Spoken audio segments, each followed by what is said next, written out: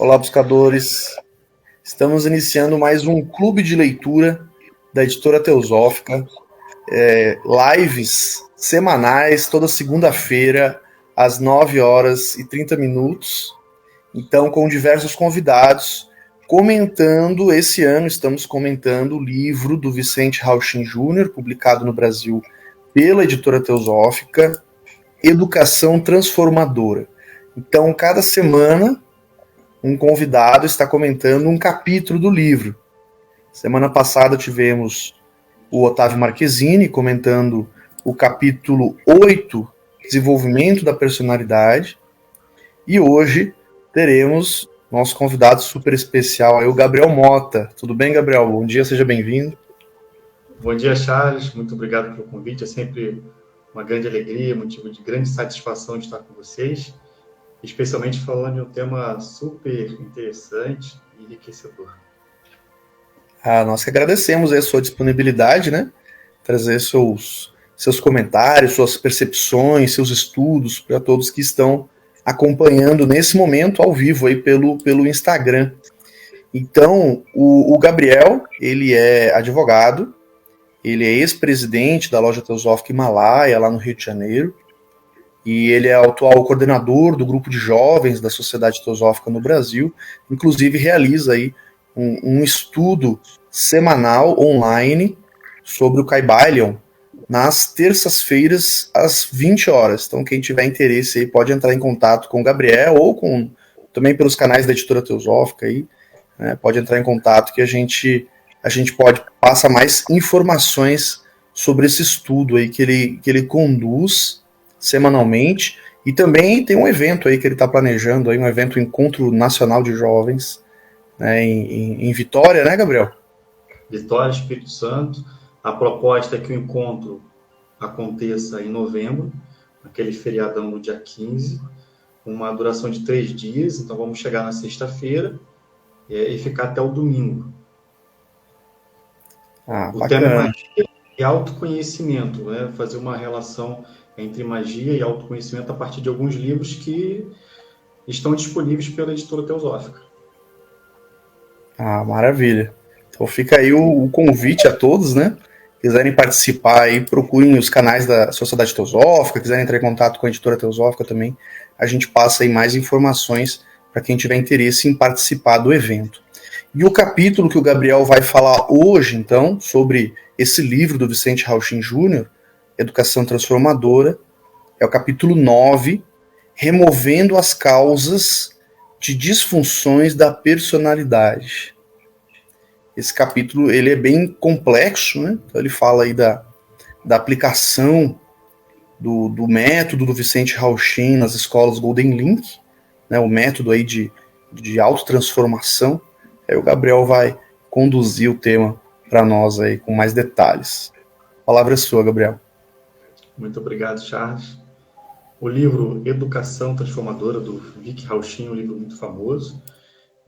E estamos fazendo essa atividade aqui na Editora Teosófica, trabalhando o livro justamente com o objetivo de trazer esclarecimentos, questionamentos, discussões acerca da educação. O título de hoje, que é Removendo as Causas das Disfunções da Personalidade, tem como ponto principal chamar a atenção para a necessidade das escolas, dos colégios, não trabalharem exclusivamente questões essencialmente ou exclusivamente técnicas, teóricas, não ficar limitada a uma formação profissionalizante, por exemplo, mas buscar auxiliar as pessoas, as crianças, os jovens, a terem um desenvolvimento saudável da personalidade. E o autor do livro faz um questionamento. Será que a escola deve ficar voltada apenas para a formação profissionalizante ou para a capacitação técnica? Ele diz que a escola tem um papel social, uma função muito importante na sociedade. A escola deve, então, colaborar para sanar as disfunções da personalidade. Essas disfunções que podem surgir ou podem ter causa no ambiente familiar, nos círculos de amizade, na primeira infância, na adolescência, etc., nas fases da formação da personalidade. E ele diz que se nós não trabalharmos essas causas das disfunções, é possível que na idade adulta aquela pessoa tenha características mais violentas ou pouco fraternais, justamente por conta das disfunções. Nós, com base em livros que estão publicados aqui na Editora Teosófica, nós chamamos isso de condicionamentos. Condicionamentos que geram apegos e aversões. Então, na formação da personalidade, diariamente, o jovem ele pode criar traumas. E o que hoje nós chamamos de gatilhos. Esses condicionamentos podem criar traumas que facilmente podem desembocar em reatividades no convívio, na vida profissional, nos relacionamentos, nas famílias. E a escola tem esse papel, deve cumprir esse papel de colaborar para a formação de uma personalidade mais saudável. O Vicky Rauchin, ele elenca aqui, ele indica exemplos de jovens lá no colégio dele, em que há a aplicação desse método, de jovens que tinham muitos problemas, né? que ele chama de pontos de tensão ou botões de pressão.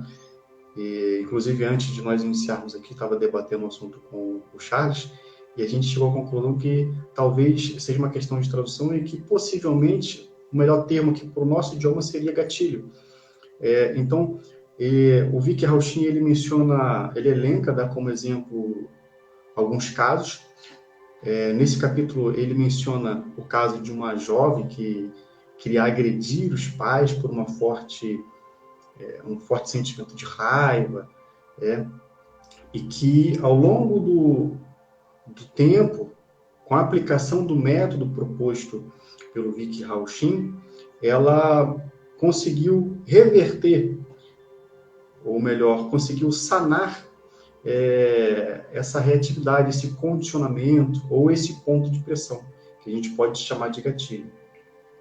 Então, a escola, é claro que isso que o Vicky Rauchin está trazendo é na realidade do país dele, lá nas Filipinas, que certamente possui uma legislação própria ao país, que não é a mesma aqui do Brasil. Aqui no Brasil, a gente sabe que o colégio, as escolas, possuem uma equipe multidisciplinar, não formada apenas por professores, ou seja, aqueles que estão na sala de aula lecionando, seja matemática, história, idiomas, mas outros profissionais com outras formações como psicopedagogia, psicologia, serviço social, e a escola, no sentido do que o Vicky Rauchin está trazendo, deve proporcionar ao jovem uma atenção multidisciplinar, focada não só, como a gente está dizendo desde o início, na formação técnica, no desenvolvimento de um conhecimento exclusivamente teórico, mas a formação de um ser humano total, com a capacidade técnica, a partir das lições sobre as matérias pertinentes ao colégio, mas a formação de uma saúde mental. Que ele possa aprender, o jovem, não só matemática, mas aprender a fraternidade, aprender a conviver de forma ética, de forma saudável em sociedade. Ou seja, para além de uma educação formal, pautada naquilo que nós conhecemos tradicionalmente como aquilo que se ensina no colégio, uma educação diferente, uma educação que tenha o objetivo central de formar seres humanos mais fraternos, seres humanos com capacidade de viver de modo saudável em sociedade.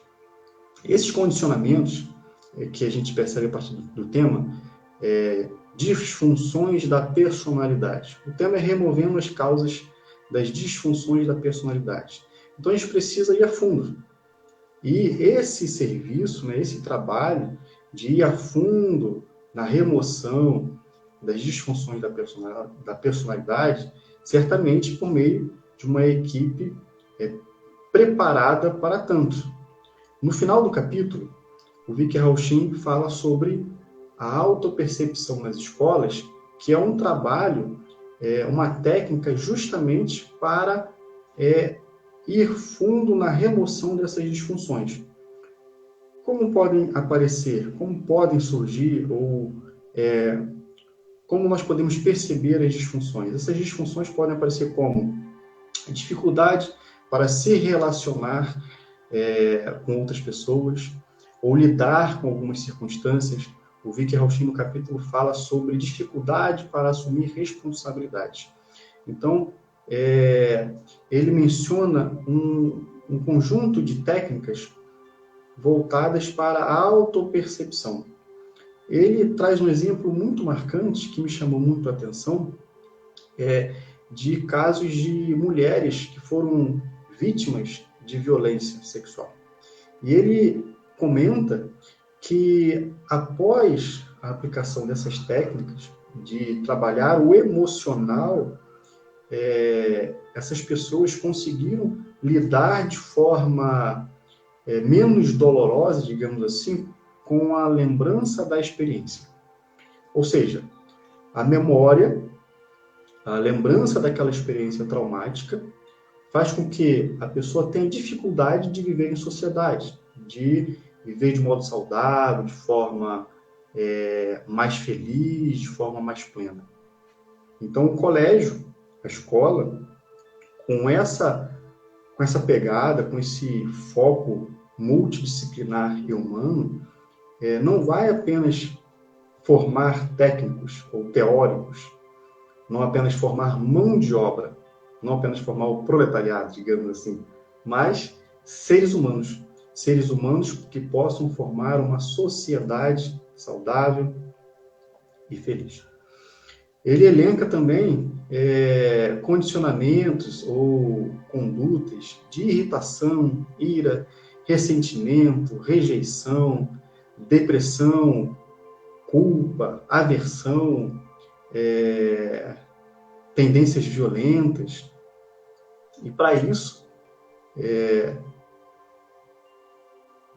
ele indica uma técnica chamada escaneamento. E eu vou ler aqui um pequeno trecho do capítulo para auxiliar na nossa leitura. Ele indica que a técnica do escaneamento pretende o seguinte: ele esclarece o motivo da técnica. O estresse origina-se na tensão crônica. A tensão é normal e necessária na vida, seja ao caminhar ou no enfrentamento de uma crise. Os músculos retesam em preparação para a ação ou reação. A tensão envolve o aumento de energia no corpo como resposta a uma ameaça. Deve dissipar-se após o perigo ter passado. Bebês de colo e crianças pequenas fazem isso naturalmente. Elas choram ou se aborrecem, mas depois voltam ao estado de normalidade e estão prontas para brincar e ser alegres normalmente. E ser alegres novamente. À medida que as crianças crescem, os ambientes domésticos e escolar obrigam-nas a suprimir seus sentimentos. Isso dá início ao acúmulo de estados internos angustiantes que mais tarde se manifestarão de várias maneiras prejudiciais à saúde. Então ele está trazendo aqui, ele está indicando o que seria o gatilho, ou o ponto de tensão, ou o trauma, que surge e tem sua formação ao longo de toda a idade, ao longo da formação da personalidade. Ou seja, buscando ter essa aplicação de uma atividade multidisciplinar e oferecendo às crianças, aos jovens, essas atividades em sala de aula ou no convívio da escola, que possa trabalhar esses traumas, será possível termos seres humanos mais saudáveis. E ele indica a técnica do escaneamento como uma maneira de liberar essas tensões. Então, com a percepção dos pés, dos braços, da musculatura do rosto, indo relaxando e removendo essas tensões e pressões que geram um acúmulo de emoção no nosso subconsciente, como ele diz. E ele continua dizendo sobre o processamento emocional no contexto dessa técnica. Ele diz o seguinte: quando a tensão é acompanhada de fortes emoções, tais como medo, ira, ressentimento, existe a tendência de suprimi-las por serem desagradáveis.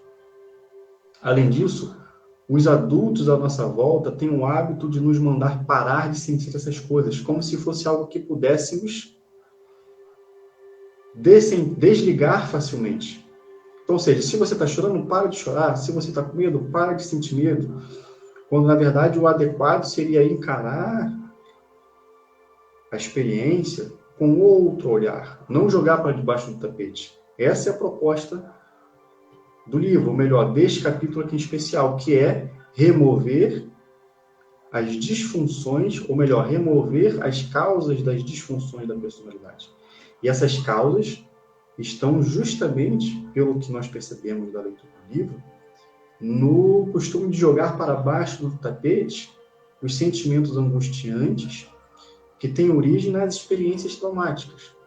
Ou seja, no lugar de jogar para debaixo do tapete, encarar de modo saudável, olhar para o sentimento, olhar para a sensação e acolher da forma mais, digamos, menos violenta com si mesmo. Charles, em síntese, eu tinha preparado justamente esse trabalho, né, essa exposição, com as devidas escusas, na medida em que eu não sou profissional formado na educação, como você, que certamente pode trazer comentários mais técnicos e apurados. Mas aqui estamos procurando incentivar o debate, o diálogo sobre o tema. Claro, com certeza. Perfeito, não, sua explanação foi muito boa do capítulo. Estava dando um retorno da minha voz aqui, acho que agora parou. Então, realmente, né, o Vicente, ele traz essa abordagem do método dele, que eu particularmente não estou tão familiarizado, conheço um pouco, né, assisti parte do seminário que ele fez no Brasil, agora recentemente, sobre o processo de autotransformação, né? Então ele tem uma metodologia que ele utiliza nas escolas, né? E a ideia, há hoje, né, projetos de trazer um modelo semelhante, né, como ele mesmo diz, são países muito diferentes, com culturas muito diferentes, como você citou, né, até a legislação diferente. Então, obviamente, né, que necessita ser adaptado, mas trazer com uma proposta semelhante, né, então, para o nosso país. E, de fato, a gente que está no meio educacional, os jovens, não só os jovens, né, todos, né, adultos, os pais, todo mundo, né, os profissionais, os professores, todo mundo, né, acaba chegando cheio de questões emocionais mal resolvidas ou não resolvidas, né, justamente por uma falta de cuidado que nós temos culturalmente.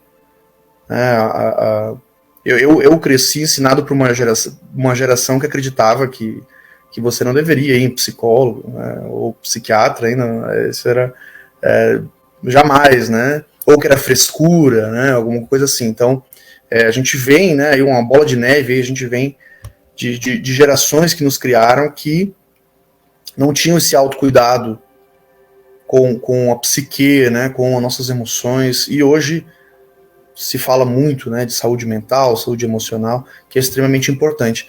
Então a gente tem uma sociedade, isso vai se refletir no ambiente escolar, onde as pessoas chegam de fato com um monte de questões não trabalhadas. Acho que essa talvez seja a questão, né? Você também, né, Gabriel, deve ter sido criado desse jeito. Eu fui criado para que homem não chora, né? A gente ouve essas coisas, né? Então acaba acontecendo que o o que o Vicente relata no livro, né? Então nós temos um monte de emoções ali reprimidas, que a gente não manifestou elas, e isso faz com que a gente tenha ali os pontos de pressão, como ele diz, né? Ou os gatilhos, que a qualquer momento, né? Você toca naquilo ali, toca no assunto e logo desencadeia um sentimento de tristeza profundo, ou de irritabilidade, ou de agressividade. E, de fato, certamente, esses pontos têm que ser trabalhados, principalmente com os jovens, né? Porque necessitam, muitas vezes, se reconstruir para chegar na idade adulta. Claro que isso não é só responsabilidade da escola, mas certamente é papel da escola também, como ele diz, né? Contribuir nesse processo. E se a escola está estruturada com métodos e profissionais qualificados para tanto, com certeza aí vai ser de grande contribuição para a nossa sociedade de maneira em geral. Perfeito, Charles. Isso que você trouxe sobre o papel da escola, que deve ir nessa linha, mas não substituir algo que acontece fora da escola. É claro que nem toda criança, nem todo jovem possui uma rede de apoio que pode encontrar tão bem preparado tecnicamente no colégio, mas é fato que o colégio ele pode e deve colaborar nessa formação para que tenhamos menos conflito social, na formação de uma personalidade mais fraterna. Por exemplo, no colégio a gente pode ter atividades que possam incutir na mente da criança a colaboração no lugar da competição, a fraternidade no lugar do egoísmo, o respeito à natureza, né? O respeito aos animais, num pensamento de coletividade no lugar de um pensamento de individualidade, que é muito focado, um pensamento de individualidade que está muito centrado na ideia de produção, do capital, e que acaba, infelizmente, determinando a formação teórica desde o ensino fundamental, no ensino médio. A gente sabe que temos muitas formações de ensino médio junto com formação técnica, né? Claro que isso é muito importante, mas acaba dando um foco muito mais na formação de uma mão de obra, que não consegue, infelizmente, quando não se tem esse foco multidisciplinar, de pensar na sociedade, ter um raciocínio crítico, que possa pensar fora da caixa, sabe? Então, que possamos colaborar para a institucionalização da educação transformadora, como está sendo proposto aqui pelo Vicente Faustino. Perfeito, meu amigo. Ótima explanação. Nós agradecemos a sua partilha hoje, né? Todos que nós estamos assistindo. Então, todas as apresentações anteriores, elas podem ser conferidas no Instagram da Editora Teosófica e também no YouTube da Editora Teosófica, né? No canal. Então, tem a playlist ali, Clube do Livro, onde tem as 8 apresentações anteriores a esta, e em breve, né, publicarei essa aqui também, e teremos aí todas as seguintes, né? E até o final do ano, a última apresentação vai ser no dia 30 de dezembro, que vai ser o 23º capítulo, o último capítulo. Então a ideia é que esse ano seja abordado semanalmente aí, todos os capítulos do livro, quem tem interesse no tema. Então fique atento aí às nossas redes sociais. Quem não conseguir assistir no horário, né? Então todas as segundas-feiras, às 9h30 da manhã. Quem não conseguir assistir no horário, pode ver a gravação posteriormente, tanto no feed do Instagram da Editora Teosófica ou no canal do YouTube. Gabriel, gratidão pela sua partilha. Muito obrigado, Charles. Um forte abraço. Nós que agradecemos aí sua disponibilidade. E segunda-feira que vem, nós teremos então a Catalina Isaza Cantor, falando sobre o 10º capítulo do livro, Construção do Caráter. Catalina, que reside atualmente em Adyar, na Índia, né, na sede internacional da Sociedade Teosófica, e auxiliou lá na implementação de uma escola, inclusive no modelo, né, no modelo Golden Link, lá na sede da Sociedade Teosófica na Índia. Auxiliou, participou e atuou como educadora. Ela que é educadora, ela é mestre em educação. Ela é colombiana, já residiu aqui no Brasil, fala muito bem o nosso idioma, por isso vai conduzir essa apresentação também, e certamente aí será muito enriquecedor. Então, agradecemos a todos pela audiência e seguimos juntos nesse aprendizado. Somos um.